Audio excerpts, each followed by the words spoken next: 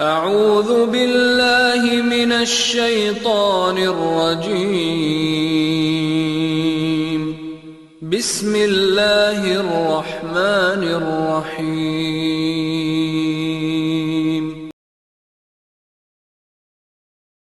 العالمین والصلاة والسلام على اشرف الانبیاء والمرسلین وعلى آلہ واصحابہ اجمعین اما بعد اعوذ باللہ من الشیطان الرجیم بسم اللہ الرحمن الرحیم وَلَقَدْ أُوحِيَ إِلَيْكَ وَإِلَى الَّذِينَ مِن قَبْلِكَ لَئِنْ أَشْرَكْتَ لَيَحْبَطَنَّ عَمَلُكَ وَلَتَكُونَنَّ مِنَ الْخَاسِرِينَ۔ اور خواتین اسلام، ابھی آپ کے سامنے سورۃ الزمر کی آیت نمبر 65 تلاوت فرمائی گئی۔ اللہ تعالیٰ نے اس آیت میں یہ بات بیان فرمائی کہ اے نبی، آپ کی طرف بھی یہ وحی کی گئی اور آپ سے پہلے لوگوں کو بھی یہ بات بتائی گئی کہ اگر آپ شرک جیسے گناہ میں مبتلا ہوں گے تو آپ کے اعمال بھی برباد کر دیے جائیں گے اور آپ خسارہ اٹھانے والوں میں سے ہو جائیں گے۔ محترم سامعین، اللہ کے فضل و احسان سے ہم کئی اچھے اعمال انجام دیتے ہیں اور ہم یہ جانتے ہیں کہ ہماری زندگی کا اصل سرمایہ ہمارے اچھے اعمال ہی ہے، لیکن یہ بات بھی ہمیں یاد رکھنا ہے کہ ہمارے یہ جو اچھے اعمال ہے کہیں تباہ نہ ہو جائے، برباد نہ ہو جائے، کیونکہ ہم نے جو اچھے اعمال کیے ہیں، کچھ ایسے کام ہیں، کچھ ایسے اعمال ہیں، اگر وہ ہم انجام دیں گے تو پھر ہمارے اچھے اعمال تباہ ہو جائیں گے، لا حاصل کچھ بھی ثواب یا پھر اجر ہمارے اکاؤنٹ میں باقی نہیں رہے گا۔ تو لہذا محترم سامعین، جب ہم نیکیاں کر رہے ہیں تو ہمیں ایسے اعمال سے اپنے آپ کو واقف رکھنا ہے جو ہمارے ان اچھے اعمال کو برباد کر سکتے ہیں۔ لہذا سب سے پہلا عمل جو ہماری اچھے خاصے اعمال کو، اعمال صالحہ کو تباہ و برباد کر سکتا ہے وہ ہے شرک۔ اگر کوئی شخص اپنی زندگی میں شرک کرتا ہے، اللہ کے علاوہ کسی اور کی عبادت یا پھر اللہ کا مقام کسی اور کو دے دینا، جیسا کہ کسی نبی کو دے دینا یا پھر کسی ولی کو دے دینا یا پھر کسی علامہ کو دے دینا، کسی کو بھی ہو، جو مقام اللہ کا ہے کسی اور کو اس مقام تک اگر کوئی پہنچا دیتا ہے تو یہی چیز شرک کہلاتی ہے۔ اور کہا گیا کہ وَلَوْ أَشْرَكُوا لَحَبِطَ عَنْهُمْ مَا كَانُوا يَعْمَلُونَ، کہ اللہ تعالیٰ نے 18 انبیاء کا ذکر کیا، 18 انبیاء کا، اور بڑے بڑے انبیاء، اولو العزم انبیاء اس میں شامل ہے۔ اس کے بعد فرمایا کہ اے انبیاء، اے رسول، آپ نے اپنی زندگی میں بہت اچھے اعمال کیے، اور ہم جانتے ہیں ایک نبی ایک رسول سے بڑھ کر اچھا عمل اس کائنات میں کون کر سکتا ہے؟ ہمارے اعمال تو ناقص ہے، ادھورے ہیں، خلوص سے خالی ہیں، دکھاوے کے اعمال ہیں ہمارے، یا پھر بس عبادت نہیں، عادتاً ہم کئی اعمال انجام دے رہے ہیں۔ لیکن انبیاء کا عمل تو بالکل خالص اللہ کی خوشنودی کے لیے لوگوں سے بے نیاز ہو کر اللہ کے برگزیدہ، پسندیدہ، چنیدہ لوگ، اللہ تعالیٰ نے ان انبیاء کا ذکر کر کے فرمایا کہ اے میرے انبیاء، اگر آپ بھی اللہ کے ساتھ کسی اور کو شریک کر بیٹھیں تو پھر ہم آپ کے اعمال کو تباہ و برباد کر دیں گے۔ یہ بہت بڑی وعید ہے شرک جیسے بدترین عمل کے لیے، کہ کسی کو دیکھا نہیں جائے گا یہاں پر کہ آپ بڑے ہیں تو آپ کے لیے معافی ہے، نہیں، کسی نبی کے لیے معافی نہ ہو۔ اور اللہ اکبر، اللہ کے رسول صلی اللہ علیہ وسلم سے خطاب کر کے اللہ نے کہا کہ اگر آپ بھی شریک کرتے تو آپ کے عمل برباد ہو جاتے، تو پھر اس کے بعد ایسی کون سی شخصیت ہے جس کے بارے میں کہا جا سکتا ہے کہ وہ شرک کرے اور اس کا عمل تباہ و برباد نہ ہو۔ لہذا محترم سامعین، ہمیں سے ہر ایک کی یہ ذمہ داری ہے کہ ہم ہر ایسے عمل سے، ہر ایسے سبب سے، ہر ایسے راستے سے اپنے آپ کو بچا لے جو ہمیں شرک میں داخل کر سکتا ہو۔ دیکھیے، اما عائشہ رضی اللہ عنہ فرماتی ہیں کہ میں نے کہا کہ اللہ کے رسول، ابن جدعان کے بارے میں آپ کا کیا خیال ہے؟ ابن جدعان جو ہے زمانہ جاہلیت میں وہ لوگوں سے جو ہے بڑا تعلق بنائے رکھتا تھا، صلہ رحمی، ایک دوسرے سے مل کے رہنا، ملا کے رہنا، خوش بن کے رہنا، ملانا دوسروں کو، یعنی کہ ایک دوسروں کو جوڑ کے رکھنے والا شخص۔ اور اسی پر اس نے اکتفا نہیں کیا، وَيُطْعِمُ الْمِسْكِينَ، اور وہ جو ہے مسکینوں کو کھانا کھلایا کرتا تھا۔ اس کے پاس جو ہے لنگر لگتے تھے، اس کے گھر کے پاس ہمیشہ جو ہے لنگر لگے رہتے تھے، لوگ آتے تھے، کھاتے تھے، جاتے تھے۔ اتنا بہترین عمل تھا اس کے پاس، صلہ رحمی کرنا، لوگوں کو کھانا کھلانا۔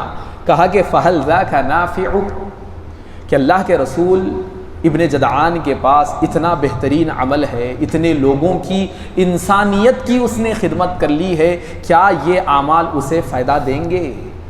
کیا اسے فائدہ پہنچا سکتے ہیں؟ ان اعمال کا ثواب اسے کیا مل سکتا ہے؟ کہ اللہ کے رسول نے فرمایا لا ينفع، نہیں، اس کے یہ اعمال اسے فائدہ نہیں دیں گے۔ ہاں دنیا میں اس نے کیا ہوگا، ایسے لوگوں کو اللہ دنیا میں دے دیتا ہے، جہاں کا حساب وہیں، دنیا میں اچھائی کی تم نے، ٹھیک ہے دنیا میں اچھائی اچھائی لے لو، آخرت میں اس کے لیے کچھ نہیں ہے۔ کیوں؟ انہ لم یقل یوما، کیونکہ اس نے کبھی کسی دن یہ نہیں کہا کہ رب غفر لی خطیئتی یوم الدین، کہ اے میرے بخشنے والے رب میری خطاؤں کو قیامت کے دن بخش دے، یعنی کہ اللہ پر ایمان لا لے۔ اس نے اللہ پر ایمان نہ لایا، اللہ کو ایک نہ جانا، اس کے پاس عقیدہ توحید نہیں تھا، اس کی انسانیت کی خدمت کو کل قیامت کے دن تباہ کر دیا جائے گا۔ اس کے اس عمل کا کوئی ثواب اسے کل قیامت کے دن ملنے والا نہیں ہے۔ کیوں؟ کیونکہ پاس اس کو اپنے عمل کو قبول کروانے کے لیے جو عقیدہ توحید اس کے پاس ہونا چاہیے تھا، اس سے وہ محروم ہو گیا۔ تو لہذا آج بھی بہت سارے لوگ آپ کو نظر آئیں گے، انسانیت کی خدمت کرنے والے، بڑے بڑے NGOs چلانے والے، بڑی بڑی کمپنیز کو چلانے والے، کئی لوگوں کو کئی قریوں کو ان کی طرف سے کھانا جاتا ہے، کئی لوگوں کے مسائل وہ حل کرتے ہیں، لیکن ان کی حالت یہ ہے کہ انہیں نہیں معلوم کہ توحید کیا ہے، شرک کیا ہے، اچھائی کیا ہے، برا کیا ہے، اچھا عمل کیا ہے، برا عمل کیا ہے، اللہ کو ایک ماننا ہے تو کس حیثیت سے ماننا ہے، بزرگوں کا مقام کیا ہے، اولیاء کا مقام کیا ہے، انبیاء کا مقام کیا ہے، کچھ نہیں معلوم۔ بس بڑے لوگوں سے ہم نے جو سنا تھا بس وہی ہمارے لیے کافی ہو گیا، انہوں نے اپنی عقیدے کی چھان بین نہیں کی، توحید و شرک میں فرق نہ کیا، اتنی بڑی خدمتیں ان کی ہے، لیکن ان کے اس جہالت کی وجہ سے، لا علمی کی وجہ سے، یا پھر توحید کو نہ جاننے کی وجہ سے ان کے اچھے اچھے بڑے بڑے اعمال، قوم کی خدمت کرنے والے ایسے لوگوں کے اعمال تباہ و برباد ہو جائیں۔ تو لہذا سب سے پہلے ہمارے عمل کو برباد کرنے والا یہ جو عقیدہ شرک ہے، اس سے اپنے آپ کو بچانے کی حتی الامکان کوشش کرنی چاہیے۔ دوسری چیز ہے جو ہمارے اعمال کو تباہ و برباد کرتی ہے عمل کرنے کے بعد، وہ ہے بدعات۔ پہلے شرک، اس کے بعد بدعت، یعنی کہ ہر وہ طریقہ جو اللہ اور اس کے رسول نے ہمیں نہیں بتایا، گرچہ کہ وہ اچھا ہے، دیکھنے میں بظاہر ایک بڑی لمبی دعا ہے، ایک نئی نماز ہے، ایک نیا طریقہ ہے، مقصد بھی کیا ہے؟ اللہ کو راضی کر لیں، مقصد بھی کیا ہے؟ اللہ کے رسول کی محبت حاصل ہو جائے، لیکن مسئلہ یہ ہے کہ وہ جو عمل کرنا چاہتے ہیں وہ عمل اللہ اور اس کے رسول سے ثابت نہیں ہے۔ لہذا شریعت میں ہر اچھا عمل گوارا نہیں، قبول نہیں، وہی عمل اللہ اور اس کے رسول کے ہاں قبولیت کا درجہ پاتا ہے جس عمل پر اللہ کی کتاب اور اس کے رسول کی سنت کی مہر لگی ہوئی ہو۔ اللہ کے رسول صلی اللہ علیہ وسلم کے پاس 3 صحابی آئے اور اچھا ارادہ ظاہر کیا کہ جب اللہ کے رسول کے بارے میں معلوم کیا کہ اللہ کے رسول کی عبادتیں کیا ہے تو بتایا گیا کہ روزہ رکھتے ہیں، چھوڑتے ہیں، نماز پڑھتے ہیں، وہ بھی چھوڑتے ہیں، شادی بھی کرتے ہیں اللہ کے رسول۔ جب یہ باتیں ان کے سامنے آئی تو انہوں نے کہا کہ یہ تو اللہ کے رسول ہے جن کے اگلے پچھلے گناہ معاف ہے، اگر اللہ کے رسول کم بھی عمل کرے تو چلے جاتا، لیکن ہم گنہگار، ہم خطا کار، ہمیں سب سے زیادہ عمل کرنا چاہیے۔ لہذا ان لوگوں میں سے ایک نے کیا کہا کہ چلو میں زندگی بھر روزے رکھوں گا، زندگی بھر روزے، ایک بھی نہیں چھوڑنا، خالی روزے روزے روزے روزے۔ اور ایک صحابی آئے انہوں نے کہا کہ چلو میں زندگی بھر ایک بھی تہجد نہیں چھوڑتا، رات بھر نماز پڑھتے رہتا ہوں۔ اور ایک صحابی نے کہا کہ ایسی بات ہے تو میں نکاح ہی نہیں کروں گا، نکاح کرنا، عورت، پھر بچے، آل اولاد، یہ تمام چیزیں نہیں، صرف اللہ کی عبادت۔ اب بتائیے اس سے اچھا عمل اور کیا ہو سکتا ہے؟ ایک روزہ ہی روزہ رکھ رہا، کیا روزہ رکھنے سے اس طرح روزہ رکھنا کوئی سنت کے خلاف؟ روزہ رکھنا اچھا عمل ہے نا۔ ایک بولے کہ میں تہجد پڑھوں گا، کیا تہجد پڑھنا برا عمل؟ ایک بولا کہ میں شادی نہیں کر رہا ہوں، کس لیے؟ پیسہ جمانے کے لیے نہیں، بولے کہ اللہ کو خوش کرنے کے لیے۔ تینوں نے 3 باتیں کہی۔ اللہ کے رسول کو معلوم، آپ بلا ادھر آؤ، کیا ہوا؟ کچھ باتیں آپ لوگوں نے کی تو ان لوگوں نے کہا کہ ہاں اللہ کے رسول ہم نے کہی تھی یہ باتیں کہ ہم اسی طرح کریں گے، اب ہمیشہ روزہ رکھیں گے، تہجد پڑھیں گے، شادی نہیں کریں گے۔ تو اللہ کے رسول صلی اللہ علیہ وسلم نے اسی وقت انہیں ڈانٹا اور کہا کہ واللہ، اللہ کی قسم ہے، انی لاخشاکم للہ، دیکھو میں سب سے زیادہ اللہ سے ڈرنے والا ہوں، واتقاکم للہ، اور میں واتقاکم لہ، اور اللہ تعالیٰ کا سب سے زیادہ تقوی میرے دل میں ہے۔ ہاں، اللہ کا خوف بھی ہے اور ہر گناہ سے بچنے والا میں ہوں۔ لیکن پھر اللہ کے رسول نے کیا کہا؟ لیکنی اصوم و افطر، ہاں میں اتنا ڈرنے کے باوجود روزہ رکھتا بھی ہوں اور چھوڑتا بھی ہوں۔ وَأُصَلِّي وَأَرْقُدْ، میں نماز بھی پڑھتا ہوں اور آرام بھی کرتا ہوں۔ پھر فرمایا فَأَقُول، پھر فرمایا وَأَتَزَوَّجُ النِّسَاء، اور میں عورتوں سے شادی بھی کرتا ہوں۔ پھر اللہ کے رسول نے جو بات بیان فرمائی کہ فَمَنْ رَغِبَ عَنْ سُنَّتِي فَلَيْسَ مِنِّي، میرا یہی طریقہ ہے، میرا یہی اصول ہے، میری یہی شریعت ہے، اور اگر جو اس سے آگے بڑھنا چاہا فلیس منی، تو وہ مجھ میں سے نہیں ہے، وہ میرے میں سے نہیں ہے۔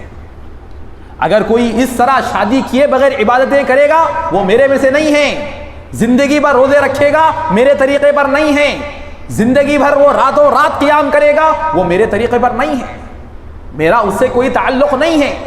محترم سامعین، کتنی بڑی بات ہے، عبادتیں انجام دینے والوں کو کہا جا رہا ہے، اللہ کے رسول کہہ رہے ہیں کہ جاؤ تم کریں گے یہ عبادتیں، لیکن یہ میرے طریقے کی، یہ میرے شریعت کی باتیں۔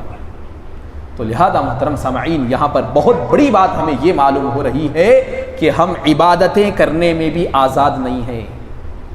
اللہ نے عبادتیں بھی رکھی، عبادتوں کے اوقات بھی اللہ نے رکھے، اور عبادتوں کے طریقے بھی بتا دیے کہ کون سی عبادت کب کرنا ہے، عبادت کا طریقہ کیا ہے، نماز کیسے پڑھنا ہے، روزے کیسے رکھنا ہے، کب رکھنا ہے، کب فرض ہے، کب نفل ہے، کس دن رکھنا ہے، ساری چیزیں ڈیٹیل میں شریعت میں موجود ہے۔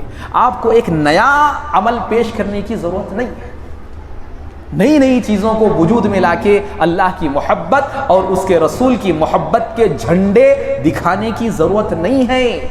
جتنی شریعت ہے اس پر ہی عمل کر لو، انشاءاللہ اسی بنیاد پر جنت کے حقدار ہم بن جائیں گے۔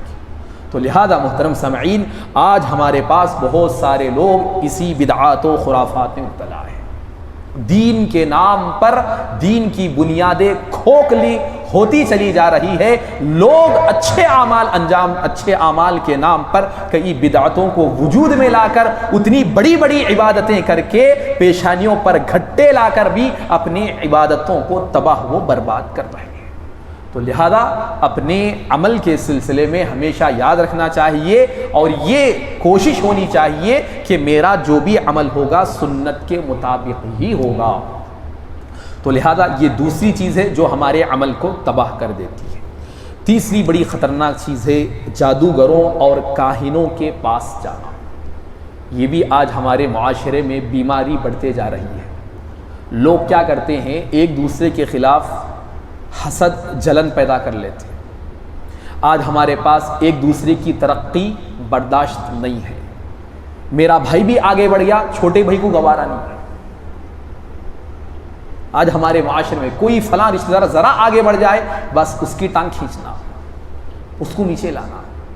اب اس کے لیے طریقہ کیا اختیار کیا؟ بہت سارے مسلمان مرد اور خصوصاً عورتیں کیا کرتی ہے، جادوگروں کے پاس جاتی، اثرات کے کام کرواتے، ان کے پاس جا کے برابر یہ کہتے ہیں کہ لو اتنی رقم لو اور اس کو بٹھا دو، اس کے کام کو بگڑا دو۔ شیاطین کی مدد سے وہ جو جادوگر ہے بہت سارے کام کرتا ہے، یہ الگ بات ہے، لیکن یاد رکھیے یہ جو چیز ہے انسان کے دل سے ایمان کو نکال دیتی ہے، بڑی خطرناک چیز، سارے عمل تباہ و برباد۔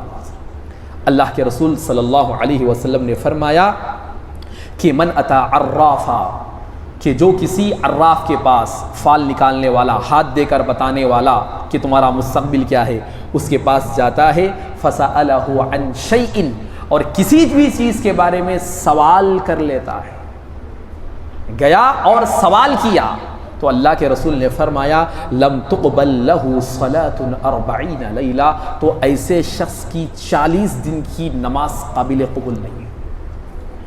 یہ اتنا گھنونا جرم ہے کہ اس عمل کے کرنے کے بعد اگر کوئی 40 دن نماز بھی پڑھ لے تو اس کی یہ عبادت قابل قبول نہیں ہے۔ اتنا خطرناک جرم ہے، ثواب سے محروم کرتا ہے عبادت کو انجام دینے کی۔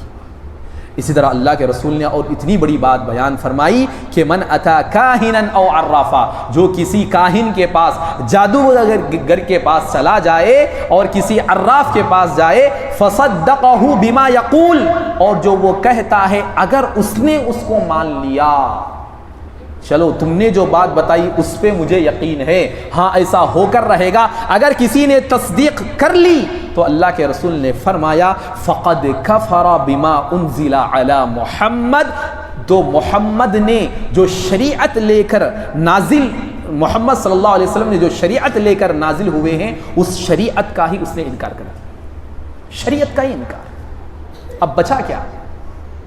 اس نے انکار ہی کر دیا شریعت کا۔ تو لہذا محترم سامعین، یہ بڑا خطرناک عمل ہے جس میں آج ہمارے معاشرے کی بہت ساری خواتین مبتلا ہیں۔ بس آگے کے لوگوں کی ترقیاں برداشت نہ کر کے، یا پھر کسی کی آپسی محبت کو برداشت نہ کر کے، کسی رشتے کو برداشت نہ کر کے، اس طرح کے کام کر کے وہ اپنے ایمان کو اپنے دل سے نکال کر جہنم کی خریدار بن رہی ہے۔ اسی طرح محترم سامعین، اور ایک اہم چیز ہے جس کی وجہ سے ہمارے عمل تباہ برباد ہوتے ہیں، وہ ہے اسلام کے مقابلے میں کسی اور دین کو، کسی اور مذہب کو پسند کرنا، اسلامی تعلیمات کو پسند نہیں کرنا، اسلام کے مقابلے میں جو غیر اسلامی تعلیمات ہے اسے گلے سے لگا لینا، یہ بھی خطرناک چیز ہے۔ اللہ تعالیٰ نے فرمایا ان الدین عند اللہ الاسلام، بے شک اللہ کو پسندیدہ دین جو ہے وہ اسلام ہے، اسلامی طریقہ اللہ کو پسند ہے، اور اللہ نے کہا وَرَضِيتُ لَكُمُ الْإِسْلَامَ دِينًا، اور اسلام کے دین ہونے پر میں تم سے راضی ہو گیا، یہی طریقہ ہے تمہارے لیے، بس آپ کی زندگی اسی اسلام کی ماتحتی میں رہ کر اسی اسلام کو اپنے گلے کا ہار بنا کر تمہیں عمل کرنے کی ضرورت ہے۔ وَمَن يَبْتَغِ غَيْرَ الْإِسْلَامِ دِينًا، اور جو اسلام کو چھوڑ کر کسی اور راستے سے اللہ تک پہنچنے کی کوشش کرے گا یا پھر کسی اور طریقے کو پسند کرے گا فلن یقبل من، اس سے کوئی چیز قابل قبول نہیں کی جائے گی، وہو فی الآخرۃ من الخاسرین، اور قیامت کے دن یہ جو ہے خسارہ اٹھانے والوں میں سے ہوگا۔ تو لہذا اسلام کو چھوڑ کر کسی اور مذہب کو پسند کرنا یا اس مذہب پر عمل کرنا یہ ہمارے اعمال کو تباہ و برباد کر دیتا ہے۔ اللہ کے رسول نے یہاں تک فرمایا کہ لو کان موسیٰ حیا ما وسعہ الا اتباعی، اگر میرے دور میں، اللہ کے رسول فرما رہے ہیں، اگر میرے دور میں موسیٰ رہتے، موسیٰ علیہ السلام جو بنی اسرائیل کے نبی ہے، ایک قوم کے نبی ہے، لیکن اللہ کے رسول فرما رہے ہیں کہ اگر میرے دور میں موسیٰ بھی ہوتے تو ان پر بھی واجب ہو جاتا کہ وہ میری اتباع کریں، کسی اور مذہب قابل قبول نہیں ہے۔ یہودیت، عیسائیت، بدھ مت، جین مت، جتنے بھی مذاہب ہیں، دین اسلام کو چھوڑ کر کسی اور مذہب میں گھس کر یا پھر اس کے طریقوں کو اپنا کر ہم اللہ تعالیٰ کو راضی نہیں کر سکتے اور ہمارے عمل قابل قبول نہیں ہو سکتے۔ اللہ نے یہاں تک فرمایا ذالک بأنہم کرہوا ما انزل اللہ فاحبط اعمالہم، یہ اس وجہ سے کہ تم نے ان چیزوں کو ناپسند کیا جو کہ اللہ تعالیٰ نے تمہارے لیے پسند کیا تھا، جو شریعت اللہ تعالیٰ نے تمہارے لیے اتاری تھی، تم نے اس کو ناپسند کیا، فاحبط اعمالہم، تو اللہ تعالیٰ نے ایسے لوگوں کے عمل کو تباہ و برباد کر دیا۔ لہذا محترم سامعین، زمانہ بدلا ہوا ہے، جو دیگر مذاہب والے ہیں ان کی ترقی ہے، وہ عروج پر ہے، وہ ان کا آج میدان بنا ہوا ہے، ان کے ہاتھ میں سوشل میڈیا ہے، پرنٹ میڈیا ہے، الیکٹرانک میڈیا ہے، وہ جو چاہ رہے ہیں ہمارے سامنے پیش کر رہے ہیں، اور یہ مسلمان غافل ان کے طریقوں کو اپنا رہے ہیں، ان کی وضاقتہ کو اپنا رہے ہیں، ان کے چہرے مہرے کو اپنا رہے ہیں، ان کے چال چلن کو اپنا رہے ہیں، ان کا لباس ہم پہن رہے ہیں، وہ جو کہنا چاہتے ہیں وہ ہم سن رہے ہیں، وہ جو بتانا چاہتے ہیں ہم دیکھ رہے ہیں۔ اس طرح ہمارے اندر لادینیت داخل ہوتی چلی جا رہی ہے اور شریعت کو ہم نے پیٹھ پیچھے ڈال دیا ہے۔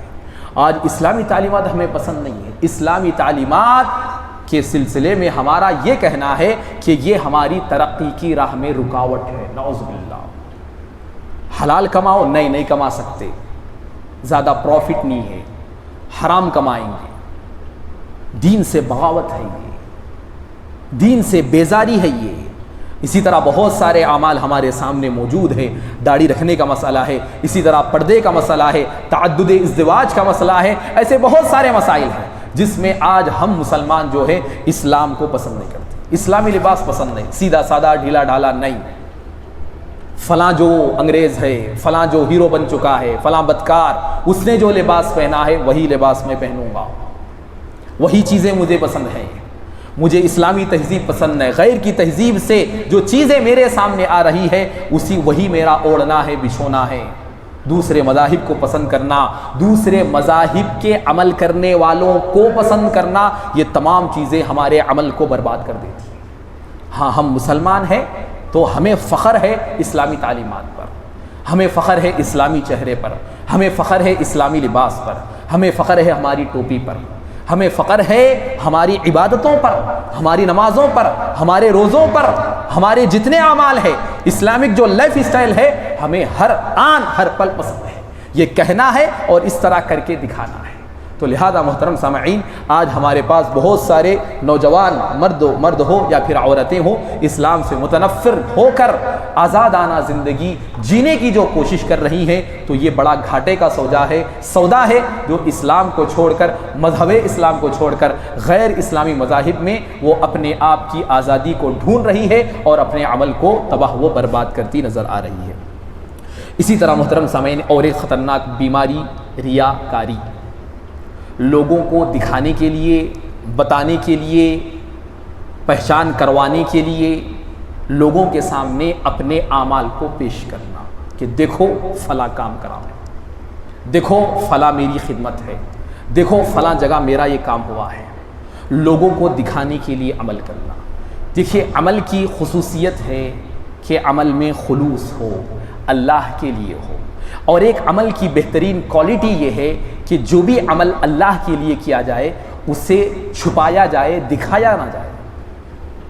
آج ہمارا ہر عمل فیس بک پہ آ جاتا، ہر عمل واٹس ایپ کا اسٹیٹس دکھا رہے ہیں، بتا رہے ہیں کہ دیکھو آج میرا یہ کام ہے، آج کی میری ایکٹیویٹی یہی تھی بھائی، یہ کام کرا دیکھو، اچھا کرانا، بولو آمین بولو، لکھنا وہاں پہ کمنٹ میں، ارے ماشاءاللہ اللہ آپ کے اس عمل کو قبول فرمائے، دوسروں سے چاہ رہے ہیں کہ دعائیں دیں وہ، اس طرح مانگنا نہیں ہے لوگوں سے، کوئی آپ کو اچانک دیکھ لیا دعائیں دے دی الگ بات ہے، لیکن اس کی حرص و ہوس سے اپنے آپ کو بچاؤ۔ آپ کتنا ہی بڑا عمل کیوں نہ کر لیں، اگر ذری خواہش لوگوں کی طرف سے آپ کے دل میں یہ آ جائے کہ فلاں تعریف کر دے، فلاں کمنٹ کر دے، فلاں ماشاءاللہ بولتے، ذرا سی تعریف کا دل میں خدشہ پیدا ہو گیا، آپ کا بڑے سے بڑا عمل تباہ و برباد ہو گیا، کچھ باقی نہیں رہتا ریاکاری آنے کے بعد، کیونکہ عمل کی خصوصیت اللہ کے لیے، اس عمل کو صرف اللہ کے لیے انجام دینے سے ہے، اس میں کوئی اور شریک ہو گیا تو اسی کو تو ریاکاری کہا گیا ہے، اسی کی تو شرک کے اصغر کا، شرک کے ساتھ اصغر لکھا گیا کہ یہ چھوٹا شرک ہے جو دکھنے والا نہیں ہے۔ اللہ کے رسول نے اسی کے بارے میں فرمایا کہ یہ ایسا ہے کہ اخفا من دبیب النمل، جس طرح جو چونٹی آہستہ سے داخل ہوتی ہے اپنی بل میں، اسی طرح یہ جو شرک ہے غیر محسوس طریقے سے انسان کے دل میں داخل ہو جاتا ہے۔ آپ بولتے نہیں میرے اندر شرک ہے، لیکن وہ داخل ہو گیا ہے، آپ نہیں بولتے لیکن آپ کا عمل دکھا گیا ہے، وہ آپ نے جو کیا ہے وہ عمل بتا رہا ہے کہ آپ کے اندر شرک داخل ہو گیا ہے، لہذا آپ مطمئن ہے کہ میں واحد ہوں۔ تو لہذا محترم سامعین، یہ بڑی خطرناک چیز ہے، خصوصاً جب سے سوشل میڈیا کا دور، پہلے تو نہیں تھی یہ چیز، جب سے سوشل میڈیا کا دور آ گیا، اور خصوصاً سیلفی کا بڑا ہاتھ ہے ریاکاری میں، سیلفی کا بڑا ہاتھ ہے کہ آج دیکھیے جہاں کہیں بھی لوگ جا رہے ہیں وہاں جا کر سیلفی، اور لوگوں کو بتا رہے کہ دیکھو فلاں مقام پہ میں ہوں، میرے عمرے چل رہے، میرے حج، میں فلاں 70 عمرے ہو گئے، میرے 40 ہو گئے، میرے 30 ہو گئے، میں فلاں بڑا کام کر دیا۔ تو لہذا محترم سامعین، یہ جو فون آیا ہے، جب سے یہ بیماری ہمیں کیا، ہمارے اعمال کو کھائے چلے جا رہی ہے، اور ہم خوش فہم مبتلا ہے کہ ہمارے عمل ہوتے چلے جا رہے ہیں۔ تو لہذا محترم سامعین، اللہ کے رسول نے اس کے لیے ہمیں یہ حل پیش کیا ہے، ایک دعا سکھائی، بڑی پیاری دعا جو ہمیشہ ہمیں کرنا چاہیے، کیونکہ انسان کی دیکھیے طبیعت ہے، فطرت ہے کہ وہ چاہتا یہ ہے کہ کچھ نہ کچھ جب میں کر رہا ہوں تو اس کے لیے کچھ نہ کچھ سپورٹ ہو جائے، کہیں نہ کہیں سے جو ہے ریاکاری کا اندیشہ داخل ہو جاتا ہے۔ اسی لیے اللہ کے رسول نے ہمیں دعا سکھائی کہ کیا دعا ہے، اللہم انی اعوذ بک ان اشرک بک، کہ اے اللہ میں تیری پناہ میں آتا ہوں تیرے ساتھ شرک کرنے سے، وانا عالم، اس شرک سے جس کو میں جانتا ہوں، یعنی کہ ریاکاری جو دکھاوا کا عمل ہے، واستغفرک لما لا اعلم، اور جو میں نہیں جانتا لیکن وہ کام کر رہا ہوں، میں گناہ کا کام ہے لیکن میں نہیں جانتا، اللہ تعالیٰ تو اسے بخش دے۔ تو ریاکاری سے اپنے آپ کو بچانے کے لیے یہ دعا کو یاد رکھنا اور اسے بارہا اس کی تلاوت کرنا۔ اسی طرح چھٹی چیز ہے صدقہ کرنے کے بعد احسان جتلانا، صدقہ دے دیے، اللہ کے لیے دینا ہے مال، دے دیے، بس بات ختم۔ دینے کے بعد احسان جتلانا، بار بار بولنا، تکلیف دینا، اسے اپنا نوکر بنا لینا، اس سے اپنا کام نکال لینا، جس طرح ہم کرتے، تھوڑا کیا دیے ڈبل کام لے لیتے، اور باقاعدہ سمجھتے ہمارا حق ہے یہ ہم لے سکتے، لہذا صدقہ اسے نہیں کہتے، صدقہ صرف اللہ کے لیے دیا جاتا ہے، دینے کے بعد پوچھا نہیں جاتا، وہ اللہ کے لیے ہو جاتا ہے۔ تو لہذا یہ بھی خطرناک مرض ہے جو آج ہمارے پاس عام ہوتا جا رہا ہے، جہاں کہیں بھی فنڈنگ کرے چکا دکھا رہے ہیں کہ دیکھو فلاں جگہ میں اتنے پیسے لگایا، فلاں کی بل، فلاں کی رسید دیکھو میں اتنا خرچ کیا، اتنا خرچ کیا۔ تو لہذا محترم سامعین، یہ بھی مرض ہمارے پاس عام ہے، تو لہذا اس سے بھی اپنے آپ کو بچانا ہے۔ ساتویں چیز ہے شراب نوشی۔ آج غیر مسلم تو چھوڑ دیے، بہت سارے مسلمان شراب کے عادی، اپنے ڈپریشن کو، اپنے جو غیر غلط کام ہوتے، دھوکے بازیاں، مکاریاں، چال بازیاں، ڈبانا کرنا، سب اس کے بعد جو ڈپریشن کا شکار ہو جاتے، اس کا حل کیا ہے ان لوگوں کے پاس؟ شراب پی لو، دماغ آؤٹ آف سروس، اس کے بعد سکون سے سو جاؤ۔ ان کی دوا بن گئی ہے، جو کہ اصل بیماری ہے، یہ دوا نہیں ہے بلکہ بیماری ہے۔ تو لہذا یہ خطرناک مرض ہے، کیونکہ اللہ کے رسول صلی اللہ علیہ وسلم نے فرمایا الخمر ام الخبائث، یہ جو شراب ہے یہ تمام گندگیوں کی جڑ ہے، تمام گندگیاں یہیں سے پھوٹتی ہے، نکلتی ہے. فمن شربھا لم تقبل منہ صلاته 40 یوما، کہ جو شراب پی لیتا ہے اس کی بھی 40 دن کی نماز قابل قبول نہیں، 40 دن کی عبادت اس کی رائے گاہ ہیں. فإن مات وهي في بطنی، اللہ اکبر، کہ اگر کوئی مر گیا اس حال میں کہ اس کے پیٹ میں شراب ہو، اللہ کے رسول نے فرمایا مات میتۃ جاہلیہ، تو اس نے جہالت کی موت پائی. حالانکہ اسلام آنے کے بعد جہالت ختم ہو گئی، لیکن اللہ کے رسول کیا کہہ رہے ہیں کہ اسلام آنے کے بعد بھی وہ جہالت کی موت مر گیا. کتنی بڑی بدنصیبی ہے. آج کتنے حادثات اب نہیں دیکھتے، اس کے پیچھے کیا ہے؟ انسان شراب پی کر گاڑی چلا رہا تھا، شراب پی کر راستے سے گزر رہا تھا، کسی نے ٹکر مار دی، اپنے آپے سے باہر تھا، مر گیا. کتنے لوگ آج شراب پی کر نہیں مرتے. تو لہذا محترم سامعین، یہ بڑا خطرناک عمل ہے. اور ابن قیم رحمۃ اللہ علیہ نے بڑی بات کہی کہ جو کہا گیا ہے شریعت میں، یعنی کہ شراب پینے کے بعد 40 دن کی نماز قبول کیوں نہیں ہوتی، تو انہوں نے کہا کہ شراب پینے کے بعد شراب کے اندر جو خباثت ہے، یعنی کہ اس کے اندر جو جراثیم ہوتے ہیں، وہ انسان کے جسم سے 40 دن تک باقی رہتے ہیں. ایک مرتبہ شراب پیتا ہے تو 40 دن تک اس کے اندر اس کے اثرات باقی رہتے ہیں. اس لیے کہا گیا کہ 40 دن تک اس کی نماز قابل قبول ہے. اللہ، کتنی بڑی بات ہے. ایک مرتبہ شراب کا یہ مسئلہ ہے، جو شراب کا عادی ہو وہ کتنی بڑی محرومی کی زندگی جی رہا ہے. وہ ایسے شخص کے لیے بارے میں کیا کہا جائے کہ اس کا حسن خاتمہ ہو سکتا ہے. تو لہذا محترم سامعین، یہ بھی بڑا خطرناک مرض ہے جو کئی مسلمانوں میں یہ رائج ہے. اور یہ تو مالداروں کا تو فیشن بن گیا ہے. جو بھی مالدار ہے پیتا بڑی شان سے، اور یہ مالداروں کے لیے کوئی بڑی بات نہیں رہی. تو لہذا یہ بھی بڑا خطرناک مرض ہے جو الخبائث ہے. اس سے اپنے آپ کو بچانا. اور ایک چیز ہے بندوں کے حقوق کی پامالی. ہاں، یہ بات یاد رکھیے، ایک اچھا کام کرتے ہم، ایک برا کام کرتے. ایک طرف کسی کا حق مار دیتے، دوسری طرف صدقہ کر دیتے. اس کا فائدہ نہیں ہے. ایسا عمل کرنے کا کوئی، ادھر سے پیسہ چھڑا کے ادھر چلو مسجد کے لیے 10,000 روپے، قابل قبول نہیں ہے. کچھ بھی فائدہ نہیں ہے اس کا. حقدار کا حق دینا یہ اصل نہیں کیا.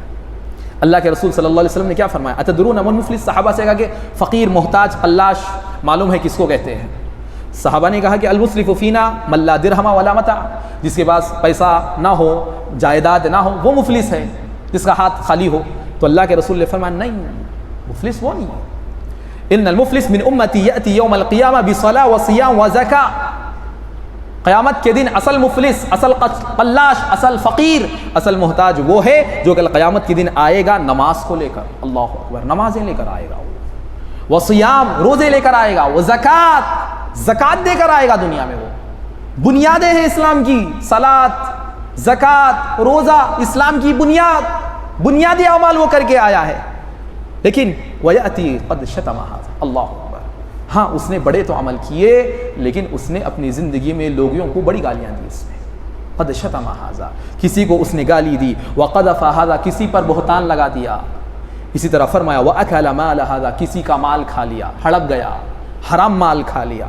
وَسَفَكَ دَمَ هذا، کسی کا خون بہا دیا، کسی کا مرڈر کر دیا، قاتل بن گیا. وَضَرَبَ هذا، کسی پر اس نے ہاتھ اٹھا لیا، ظلم کیا، اس نے مظلوم پر اپنے ہاتھوں کو چلا لیا، طاقت کو آزما لیا. فَيُعْتِي هَذَا مِنْ حَسَنَاتِهِ وَهَذَا مِنْ حَسَنَاتِهِ. تو اس طرح کل قیامت کے دن آئے گا تو اس کے نماز میں سے، روزے میں سے، زکوٰۃ میں سے سارے نیکیوں کو نکال کر ان مجبوروں کو، ان مظلوموں کو دے دیے جائیں گے. سارے اعمال نکال کر اس کے دیتے چلے جائیں گے. فَإِنْ فَنِيَتْ حَسَنَاتُ، یہاں تک کہ اس کی نیکیاں ختم. نیکیاں تو کرا تھا لیکن اس سے زیادہ گناہ نکل گئی، اس کی نیکیاں ختم ہو گئی.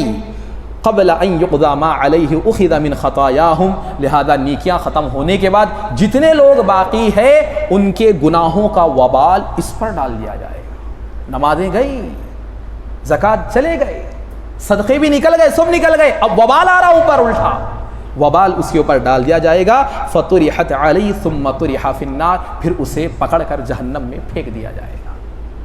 کیا کام آئے ہماری نمازیں، کیا کام آئی ہمارے روزے، کیا کام آئے ہماری زکوٰۃ، اگر ہم لوگوں کے حقوق نہ دیں، آداب و اخلاق کا خیال نہ رکھیں، لوگوں سے اچھی بات نہ کریں، معاملات میں صفائی نہ رکھیں، دھوکے دے، جھوٹ سے، گالی گلوچ سے اپنے آپ کو نہ بچائیں، تو کیا فائدہ ہے ہمارے مسجدوں میں آنے کا؟ کیا فائدہ ہے صف اول کا اہتمام کرنے کا؟ کیا فائدہ ہے لیلۃ القدر میں جاگنے کا اگر ہمارے باہر کے معاملات ٹھیک نہیں ہیں؟ جب تک باہر کے معاملات ٹھیک نہیں ہوں گے یہ اندر کا جو معاملہ ہے اللہ کی نظر میں قابل قبول نہیں ہوگا، یاد رکھیے۔ ہاں کمال یہ نہیں کہ صرف عبادت کریں، کمال یہ ہے کہ اللہ کا حق جب مسجد میں ہم دے رہے ہیں تو بندوں کے حقوق دے کر اللہ کا حق دینے کی کوشش کریں۔ اللہ کے حق میں معافی ہو سکتی ہے، اللہ معاف کر سکتا ہے، لیکن بندوں کے حقوق جب تک ہم نہیں دیں گے اللہ ہمیں معاف نہیں کرے گا۔ دینا ہی ہے، جس کا چھینا ہے جب تک اسے لوٹائیں گے نہیں ہماری توبہ نہیں ہے، توبہ یہی ہے کہ اسے دیا جائے۔ تو لہذا محترم سامعین یہ بڑا معاملہ ہے آج ہمارے پاس کہ ہم مسلمان اکثر تو عمل نہیں کرتے، اچھے کرنے والے کچھ اچھے عمل کرتے ہیں لیکن ان کا بیک گراؤنڈ دیکھا جائے تو اتنا برا ہے اللہ اکبر کہ انسانیت اس سے شرماتی ہے، اسلام تو دور کی بات ہے۔ تو لہذا ایسے عمل کا کوئی فائدہ نہیں ہے جس میں لوگوں کے حقوق دبا کر اللہ کا حق ادا کرنے کی کوشش کی جائے۔ اسی طرح محترم سامعین آخری بات ہے اور بڑی اہم بات کہ تنہائی کے اوقات میں برائی کا کام کرنا، یہ بھی آج ہمارے خصوصاً اس دور کا بڑا فتنہ ہے کہ جب سے موبائل فون آیا ہے ہماری تنہائی نہ رہی، ہم تنہا نہیں رہ گئے، آپ ہم تنہا ہے لیکن پوری میٹنگ ہماری چل رہی ہے، ہماری چیٹ چل رہی ہے، ہم کئی چیزوں کو دیکھ رہے ہیں، اچھی چیز ہے ٹھیک ہے کوئی بات نہیں، لیکن تنہائی میں ہم کرتے کیا ہے؟ سوال یہ ہے۔ چار لوگوں میں ہوتے ہیں اچھی چیز رکھتے ہیں، ہم دیکھتے ہیں دکھاتے ہیں یہ بیان سنو وہ کرو ٹھیک ہے، لیکن جب تنہائی میں جاتے ہیں تو ہمارا عمل کیا ہے؟ ہمارا تعلق کس سے بنتا ہے؟ ہم کس سے بات کر رہے ہیں؟ ہم کیا سن رہے ہیں؟ ہم کیا دیکھ رہے ہیں؟ اللہ کے رسول صلی اللہ علیہ وسلم نے فرمایا کہ لَأَعْلَمَنَّ أَقْوَامًا مِّنْ أُمَّتِي يَوْمَ الْقِيَامَةِ بِحَسَنَاتٍ أَمْثَالِ جِبَالِ تَهَامَةٍ۔ اللہ کے رسول نے فرمایا کہ کل قیامت کے دن قوموں میں سے میری امتوں میں سے آئیں گے لوگ اور ان کے پاس تہامہ پہاڑ، ایک بڑا پہاڑ جس کا نام تہامہ تھا، اللہ کے رسول نے کہا کہ اتنے بڑے پہاڑ برابر اپنے اعمال لے کر آئیں گے، بہت اعمال لے کر آئیں گے۔ پہاڑ کا مطلب کیا ہے؟ پہاڑ چھوٹا ہوتا، کتنا بڑا نہیں ہوتا، کتنے کلومیٹر پر پھیلا ہوا نہیں ہوتا، اس کی اونچائی کتنی نہیں ہوتی، اتنے اعمال لے کر آئیں گے۔ فَيَجْعَلَهَا اللَّهُ عَزَّ وَجَلَّ هَبَاءً مَنْثُورًا، لیکن اللہ تعالیٰ ان کی یہ پہاڑ نما اعمال کو ہوے میں ایک دھول کی مانند بکھیر دے گا، سب اڑا کے پھینک دیے جائیں گے، اللہ کی نظر میں کوئی وقت ان اعمال کی نہیں رہے گی۔ قال ثوبان رضی اللہ عنہ کہتے ہیں یا رسول اللہ، اللہ کے رسول صفہم لنا، ان کے صفات کیا اللہ کے رسول ہمیں بتائیے، یہ کون ہے جن کے اتنے اعمال ہیں لیکن اللہ کی نظر میں کوئی وقت نہیں ہے، دھول بنا کر انہیں اڑایا جا رہا ہے۔ اللہ کے رسول کون لوگ ہیں جن کے اعمال ایسے کر دیے جائیں گے؟ اللہ کے رسول نے فرمایا جلہم لنا اللہ نکون منہم، وہ ایسے لوگ ہیں کہ وہ تمہیں میں سے ہوں گے۔ وَنَحْنُ لَا نَعْلَمُ قَالَ أَمَا إِنَّهُمْ إِخْوَانُكُمْ، اللہ کے رسول نے کہا إِنَّهُمْ إِخْوَانُكُمْ، وہ تمہارے بھائی ہوں گے، وَمِن جِلْدَتِكُمْ، تمہیں میں سے ہوں گے وہ۔ پھر فرمایا وَيَأْخُذُونَ مِنَ اللَّيْلِ كَمَا تَأْخُذُونَ، جس طرح تم راتوں میں نمازیں پڑھتے ہو اسی طرح وہ بھی راتوں میں نماز پڑھنے والے ہوں گے۔ وَلَكِنَّهُمْ أَقْوَامٌ إِذَا خَلَوْا بِمَحَارِمِ اللَّهِ انتهكوها، اللہ کے رسول نے فرمایا یہ تو عمل کرنے والے ہوں گے، تمہیں میں سے ہوں گے، لیکن جو ہی وہ لوگوں میں سے ہٹ کر تنہائی میں آ جائیں گے، اکیلے پن میں آ جائیں گے، اپنے بیڈ روم میں آ جائیں گے، خالی روم میں آ جائیں گے، کہاں تنہائی میں بیٹھے ہوئے ہوں گے، جیسا ہی انہیں تنہائی میسر ہو جاتی ہے پھر یہ اللہ کے حرام کردہ کاموں کو کرنا شروع کر دیتے ہیں۔ جہاں کہیں حرام کام ہوگا تنہائی میں، اللہ تعالیٰ اس عمل کے سبب ہمارے اچھے اعمال کو کل قیامت کے دن دھول کے مانند، ذرات کے مانند بنا کر اڑا دے گا۔ کتنی بڑی حدیث ہے محترم سامعین، خصوصاً ہمارے لیے محاسبے کی ضرورت ہے کہ ہماری تنہائیاں اب پاک نہ رہی، ہماری تنہائیاں اچھی نہ رہی، لوگوں کے سامنے ہم اچھے ہیں، اچھی بات بھی کرتے ہیں، اچھے معاملات بھی ہوتے ہیں، لیکن تنہائی میں ہماری اصلیت ہمارے سامنے آ جاتی ہے۔ تو لہذا یہ بھی بڑا خطرناک عمل ہے جو ہمارے اچھے اعمال کو کھائے چلے جا رہا ہے۔ لہذا محترم سامعین ہمیں چاہیے کہ ایسے اعمال پر نظر رکھیں جو ہمارے اچھے اعمال کو تباہ و برباد کر دیتے ہیں۔ اللہ رب العالمین سے ہم دعا گو ہیں کہ اللہ تعالی ہم تمام کو اچھے اعمال کرنے کی توفیق دے اور اچھے اعمال کے ساتھ ہر اس برے عمل سے ہمیں بچا لے جو ہمارے اچھے عمل کو برباد کر سکتا ہو۔ اللہ تعالی ہم تمام کو یہ جو فتنے پنپ رہے ہیں اللہ تعالی ان تمام فتنوں سے ہماری حفاظت فرمائے۔ اللہ تعالی دین پر ہم تمام کو ثابت قدم رکھے، اللہ تعالی صراط مستقیم پر ہم تمام کو چلائے، اور اللہ تعالی ہمارا خاتمہ اس دنیا سے خیر پر فرمائے۔ آمین ثم آمین۔ سبحان اللہ بحمدہ، سبحانک اللہم وبحمدک، اشہد ان لا الہ الا انت، استغفرک و اتوب۔